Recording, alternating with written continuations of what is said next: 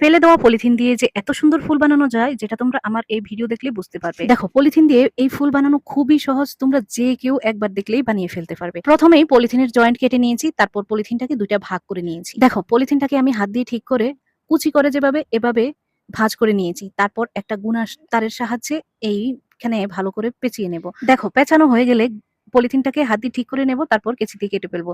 তারপরে যদি দেখি যে ঠিক হয়নি, তারপর আবারও ঠিকঠাক করে কেটে নেব।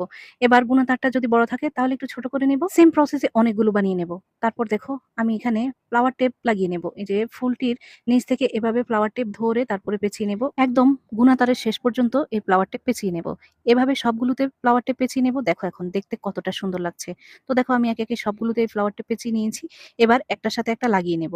তো দেখো আমি একটার সাথে একটা পেঁচিয়ে তারপরে আবারও ফ্লাওয়ার টেপ পেঁচিয়ে নিচ্ছি। তো এভাবে একটার নিচে একটা এভাবে সবগুলো ফুল লাগিয়ে নেব। ফুলের সাইডে যদি আমি গ্যাস লাইট দিয়ে একটু ফুঁড়ে দিতাম তাহলে কিন্তু দেখতে অনেক বেশি সুন্দর লাগতো। আমার কাছে গ্যাস লাইট ছিল না, যার কারণে আমি এটা করতে পারিনি। তবে তোমাদের কাছে গ্যাস লাইট থাকলে অবশ্যই করে নিও। এবার দেখো এই ফুলগুলোকে আমি হাত দিয়ে ঠিকঠাক করে নিয়েছি, ছড়িয়ে দিয়েছি। এখন দেখতে কতটা সুন্দর লাগছে। এখন আমি একটা বোতলে এই ফ্লাওয়ারটা রেখে দিলাম। দেখো দেখতে কতটা সুন্দর লাগছে। আর এই বোতল আর্টটাও কিন্তু আমি করেছি, ভিডিও দেওয়া আছে, দেখে নিও।